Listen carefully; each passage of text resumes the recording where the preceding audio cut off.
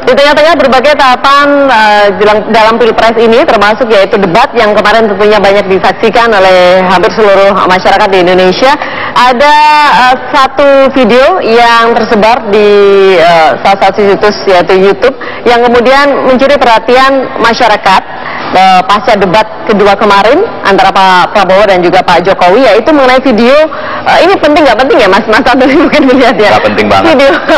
Video cipika-cipiki kalau boleh dikatakan seperti itu, yang menggambarkan sepertinya Pak Prabowo ini seperti tidak meladeni upaya cipika-cipiki yang dilakukan oleh Pak Jokowi. Kita akan melihat ya, ini mengenai kondisi kemarin ini kira-kira seperti ini Mas Antoni ya.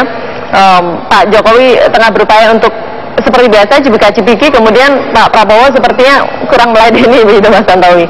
Ini yang kemudian cukup menyita perhatian masyarakat juga pasca debat kedua antara capres Pak Prabowo Subianto dan juga Pak Jokowi yang dilakukan kemarin. Ini dia terjadi di ruang tunggu sebelum keduanya naik ke atas panggung untuk berdebat. Mas Tantowi, kalau Anda menanggapi ini bagaimana? Pertama, ini adalah soal yang sangat tidak substantif, tidak perlu kita menghabiskan energi, waktu membahas yang tidak penting. Kedua, Pak Prabowo itu dalam berbagai kesempatan, dia genuine, dia sincere, tulus memeluk. Bahkan di debat terakhir, ketika menurut dia pandangan Pak Jokowi mengenai ekonomi kreatif itu bagus, dia turun dari tempat duduknya, dia peluk. Ya kan. Ketiga, kejadian-kejadian seperti yang itu terjadi barusan itu, dalam kita mesti lihat konteksnya dulu kan.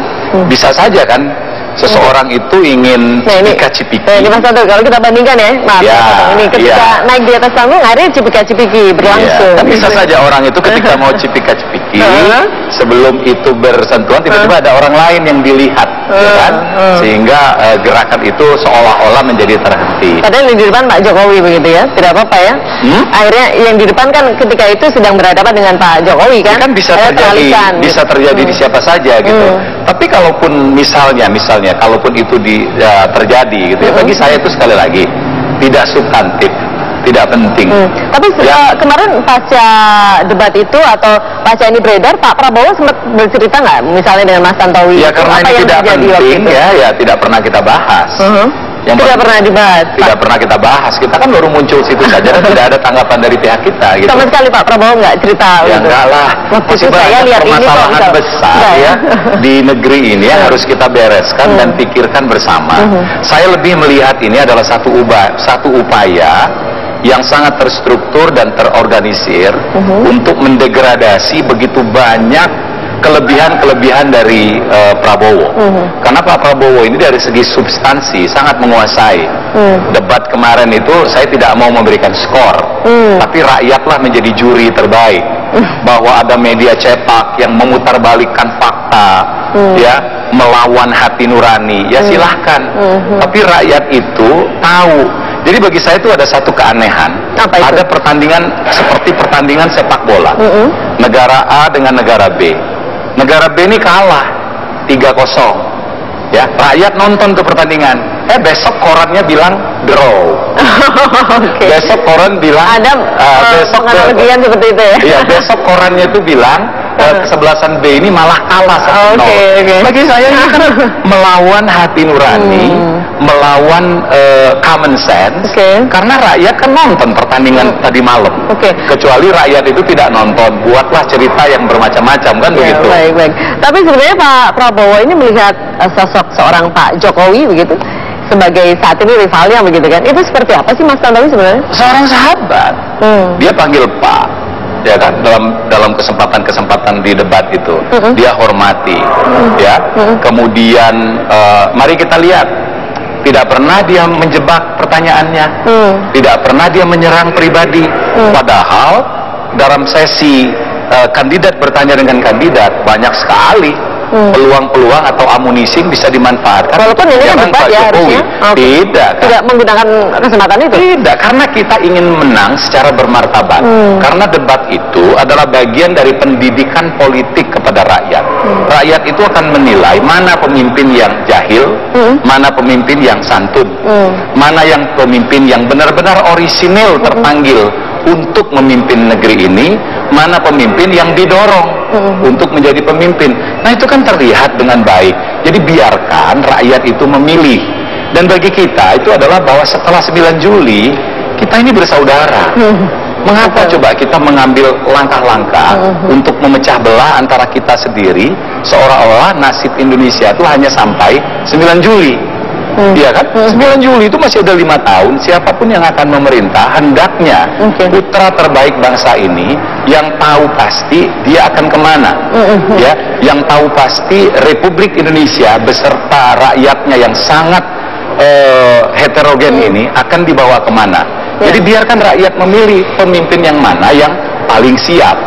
Jadi upaya-upaya untuk mendegradasi dengan langkah-langkah yang tidak penting seperti itu, ya. Nah, sekarang Cipika-Cipiki diprotes, ya. Sebelumnya lambang burung Garuda diprotes, kemudian apalagi mungkin berikut kopiah nanti diprotes, pakai baju putih kantongnya 4 diprotes, kenapa nggak 3, ya. Jadi hal-hal yang menurut saya itu tidak penting. Tidak penting menurut Anda, ya? Tidak penting. Baik, ini yang penting menurut rakyat Indonesia juga tidak penting. Baik, kalau itu tidak penting, ini ada yang penting, Mas Tantowi. Kita pengen tahu, ini kan beberapa kali ke depan mereka akan bertemu, dan beberapa kali yang terdekat mungkin tanggal 22, ya, besok akan Capres besok, ya. Kira-kira apa yang akan dilakukan atau persiapan seperti apa yang sudah dilakukan oleh Pak Prabowo ini? Ya, kita mesti sadar bahwa baik Capres maupun Cawapresnya itu waktunya itu kan sangat sedikit sekarang ini, karena mereka harus mengelilingi Indonesia yang sangat besar. Nah, di tengah-tengah kesibukan mereka bersilaturahim dengan rakyat Indonesia, mereka menyempatkan diri untuk berlatih, ya. Nah, tentu saja cara orang berlatih itu kan beda-beda. Kalau Pak Prabowo bagaimana? Jadi tidak bisa disamakan. Wah, kami latihan seminggu, kalau di sana latihan sehari, arogan sekali, anggap remeh. Lah kan beda-beda, ya. Ketika ada orang yang sangat menguasai permasalahan, tentu tidak perlu waktu yang lebih lama, ya kan begitu. Jadi kita juga tidak menyalahkan kalau misalnya ada orang yang latihan perlu lama. Ya silahkan. Yang penting pada saatnya kita tampil menarik, ya, tampil penuh dengan edukasi. Semoga nanti, ya, kan? Nah, jadi Pak Hatta sendiri ya tentu saja sudah melakukan banyak langkah, ya, baik dari segi substansi debat maupun ya cara tampil dan seterusnya yang bersifat standar. Baik.